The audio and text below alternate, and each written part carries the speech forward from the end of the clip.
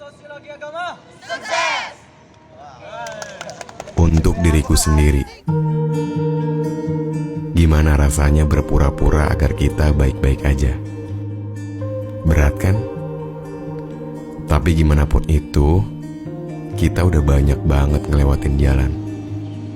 Mulai dari yang berlubang hingga jalan yang bebatuan. Tapi kadang ada aja orang yang salah prasangka sama kita. Sedih dianggap lebih, senang dianggap gak punya beban.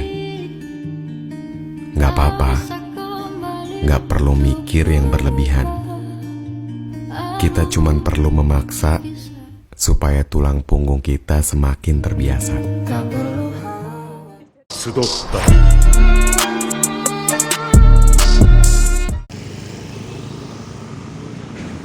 Bismillahirrahmanirrahim. Assalamualaikum warahmatullahi wabarakatuh.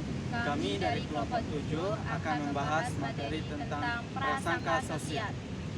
Saya Azwandi dengan nomor NIM 2006022129. Di sini saya menjadi pemateri pertama yang akan menjelaskan tentang apa pengertian dari prasangka dan macam-macam prasangka. Baik, berbicara tentang prasangka. Secara umum, prasangka itu adalah kecenderungan yang tidak nampak suatu tindak lanjutnya timbul tindakan yang bersifat realistis. Prasangka dapat diartikan suatu sifat yang tergesa-gesa, terlampau cepat, dan berat sebelah, atau biasa disebutkan menyederhanakan suatu aksi yang sifatnya realita. Adapun prasangka menurut beberapa ahli psikologi, diantaranya adalah Watson. Watson mendefinisikan prasangka adalah suatu sikap negatif yang tidak toleran terhadap kelompok tertentu. Dan adapun ahli psikologi berikutnya, Myers, mendefinisikan bahwa prasangka adalah suatu sikap negatif yang tidak tepat atau tidak benar dalam suatu kelompok terhadap kelompok anggota tertentu. Nah, itu adalah definisi atau pengertian dari prasangka.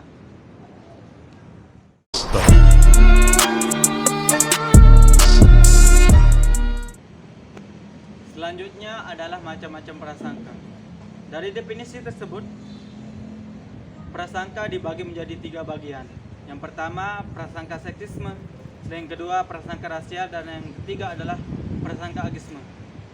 Yang pertama, prasangka seksisme. Menurut Baron dan Bryan, prasangka rasisme adalah prasangka yang didasarkan kepada wanita. Jadi dapat disimpulkan bahwa prasangka seksisme adalah suatu sikap negatif yang ditujukan kepada seorang wanita. Pada zaman sejarah dulu, pada zaman kenabian, pada zaman perbudakan, wanita sering direndahkan sehingga terjadilah prasangka seksisme dan timbul sifat feminisme dan anti-feminisme. Nah, yang kedua adalah prasangka rasial. Menurut Watson, prasangka rasial adalah suatu sifat negatif yang ditujukan kepada kelompok tertentu yang berbeda ras, suku, dan agama. Dan yang ketiga adalah prasangka agisme. Prasangka agisme menurut Rodin dan Langer adalah prasangka yang ditujukan kepada orang tua atau prasangka yang ditujukan kepada orang-orang yang sudah lanjut usia. Nah, prasangka agisme ini timbul setelah prasangka rasial dan prasangka seksisme itu terjadi.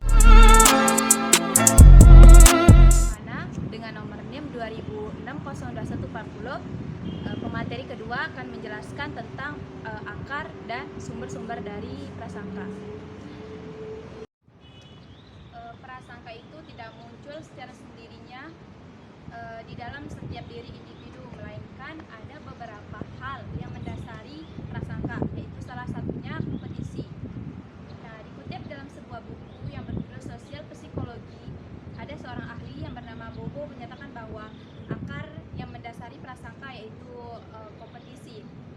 Nah, dia menyatakan bahwa prasangka itu terjadi karena adanya kompetisi di dalam setiap diri individu maupun kelompok sosial lainnya untuk mendapatkan komoditi dan juga kesepakatan berharga. Nah, jadi bisa kita artikan bahwa kompetisi itu terjadi untuk mendapatkan suatu kesejahteraan bagi individu maupun kelompok lain. Dan juga ada kompetisi itu menyebabkan atau menimbulkan perspektif yang negatif terhadap individu maupun kelompok lain. Bahkan ada prasangka itu menyebabkan konflik fisik. Hal tersebut telah dibuktikan oleh seorang ahli yang bernama Sherif di dalam bukunya yang berjudul The Robert Sheep Experiment. Nah, di dalam eksperimennya ini dia memfokuskan tujuannya itu untuk melihat individu, tingkah laku individu di dalam satu kelompok yang sama maupun ketika berada di dalam kelompok yang berbeda.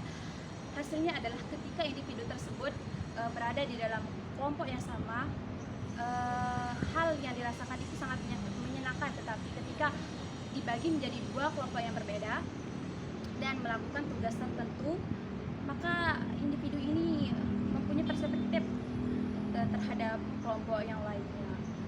Dan juga ada eksperimen lain yang telah dilakukan oleh John Elliot di Amerika.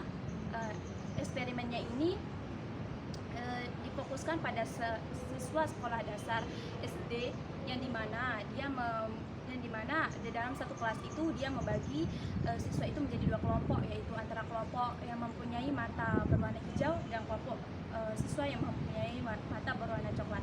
Hasilnya adalah ketika kelompok-kelompok tersebut dibagi, maka salah satu kelompok itu mempunyai perspektif yang negatif terhadap kelompok yang lainnya. Dan kompetisi ini juga menyebabkan timbulnya dua kelompok atau biasanya disebut dengan in-group dan out-group. Mungkin hanya itu yang dapat saya sampaikan. Kurang dan lebihnya mohon maaf. Wassalamualaikum warahmatullahi wabarakatuh. Sekian dari kelompok 7, kurang lebihnya